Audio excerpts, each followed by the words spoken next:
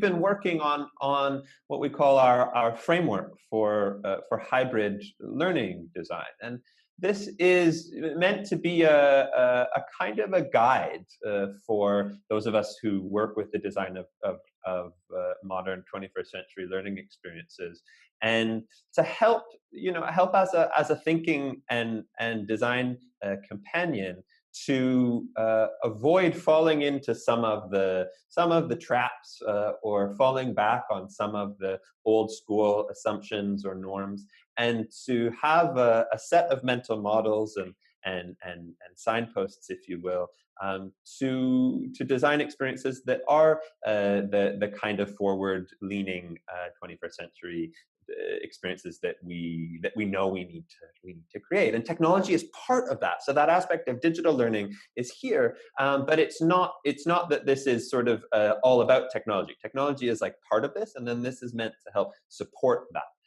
and again make it purposeful and intentional.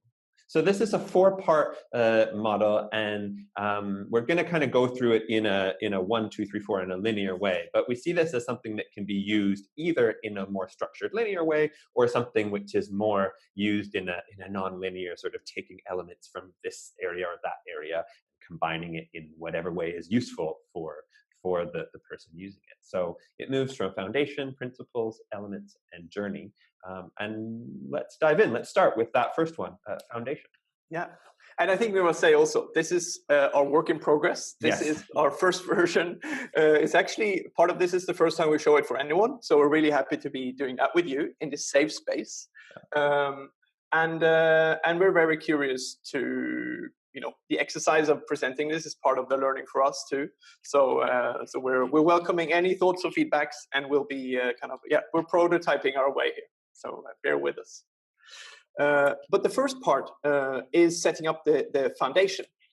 Now, in order to set the foundation, we basically identified a few boxes we wanted to tick, a few questions that we wanted to answer, and they go basically around who are the learners, so who are we designing for, the purpose of the experience that we're creating, the outcomes and effects. What are the key things that are important for our target group, our learners, to make it relevant, to increase the relevance? Where are they at now? What is the level that they're at in relation to the outcomes? What are the behaviors? Everything from the technologies they're using today to their background, their norms, their preferences, but also the kind of situation they're in. And then what are the possible barriers? What are the things that are standing in between our learners and their learning outcomes? In our experience, these are things that really help us as educators to set up and also as a checklist for ourselves, because it can be so often it's easy to jump into, oh, we've done this before, we worked with this group before, this profile learner, so we'll just copy paste on what we've done before. But really checking in on this list, being able to be as learner centric as possible. And we're not going to go through all of these in details, but we kind of highlighted one of them, which is the assessment. You see it comes down on the list here, and these are not necessarily in a particular order, but the assessment. So where are the learners? And then the framework then offers like possible methods of finding the answers to that question. That could be self-assessment surveys, interviews with a group of your sample group of your learners, assessment by peers or leaders, or then basically testing and expert assessment. And also, I think part of that is what have we done before with this group, and how we met the outcomes before, or similar groups. So that's another way to get to assessment. So I think that's the foundation, setting it up. And again, this is 1 out of 4. So moving then through to the second part, principles. We've set our foundation now. And what we've then found, these, and this is what we're coming back to, these are kind of questions, and in many cases, questions that we found after we've designed something, questions that we wish we'd thought about during or before.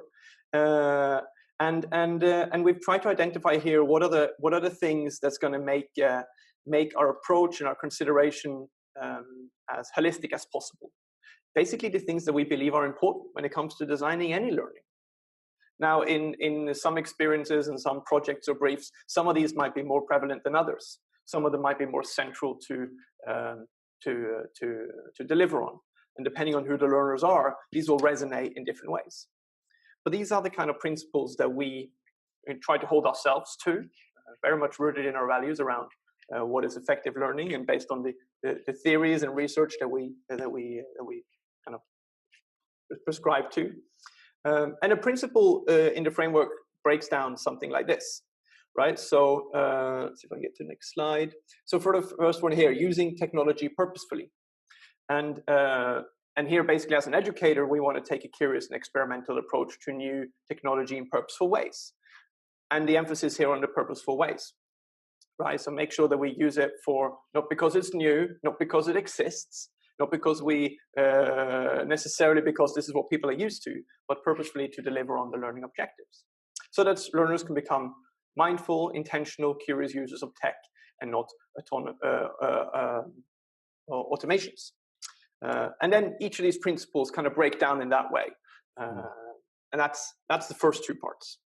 Yeah, and so for and I'll just add on the principles. I mean, so there's obviously these are overarching, and they, you could sort of talk through them, and they would all, I think, feel quite relevant. But in terms of being part of a framework, we also think it's interesting to play with in a given learning journey that I might be creating, which of these principles might feel especially relevant and useful to emphasize. And so, we're exploring, how could, if we were going to sort of, walk somebody through this framework, how could we ask you to perhaps say, okay, in this learning journey that I'm designing, which three principles are the most relevant or the most useful to me here? And can I keep those really present and then help those become part of what animates and makes the experience really powerful? So, maybe what would it mean to really bring the growth mindset principle to the fore and say, I'm really going to emphasize this one versus the prototyping mindset? What character, what energy would that bring to the then ultimate design and the experience for the learners? So obviously, principles are big ideas, but we're interested in how can we then bring those, make those really present in the actual design of experiences. Yeah, beautifully put. Because I really like these principles, but the fact that I like them and want to use them is not learner centric. That's Sveinung centric, right? So through the lens of our foundation, which of these principles should take a bigger place? I think that's great. Okay, so moving on to the third section now. Yeah. And that is what we call elements or building blocks. And this is a set of, there are 11 now, and we're kind of exploring what others would go on here. But these are the unbundled components that we can use like Lego bricks to build different learning experiences.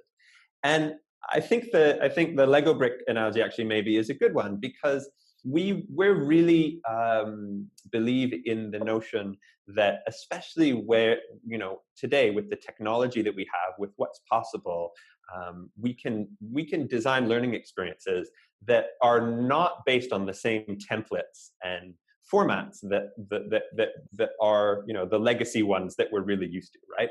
The typical course or program, which is delivered face to face and follows a certain script, which we're all very familiar with, right? We can actually take that structure apart and we can rebuild it in so many different ways, especially where adult learning is concerned, where learning in organizations that is spread out over time. It's really interesting to think about how can we break the mold and recombine the elements in new and different ways. So the idea with this piece is to sort of say, okay, here are all the bricks that you have to build with. How do you want to put them? Which ones are relevant to use, and how are you going to put them together? So where if you see on the left hand corner there, if you just go back, like giving information and consuming content, if that's sort of what we're all pretty used to, if we go back to the really traditional setting of the classroom and school as we know it, how can we then, okay, first of all, add all of these other possible elements, things like reflection and coaching and experimentation and real life application and research and so on.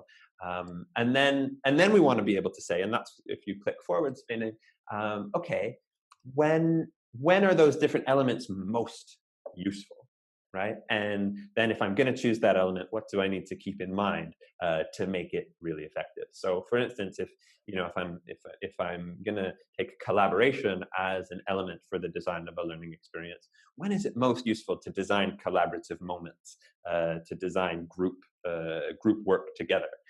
What does that help serve? Well, some of the things are that, relationship building, co-creation, social learning, the group development, things like this. And when we design collaboration, it's important to make it, for example, inclusive, accessible, safe, structured, goal-oriented. So by sort of crafting this menu of elements, these building blocks, we hope that this gives a platform to then to design creatively, right? To be able to say, aha, okay, based on the foundation that I've set for myself and the principles that I'm going to focus on, actually, for the purposes of this learning experience, it's collaboration and it's coaching and it's some real world experimentation that are going to be the most relevant. And actually, oh, interesting, the element of consuming content, which is often the one that feels the most obvious that we lean back on because that's traditional kind of teaching. Actually, in this case, that one seems a lot less relevant.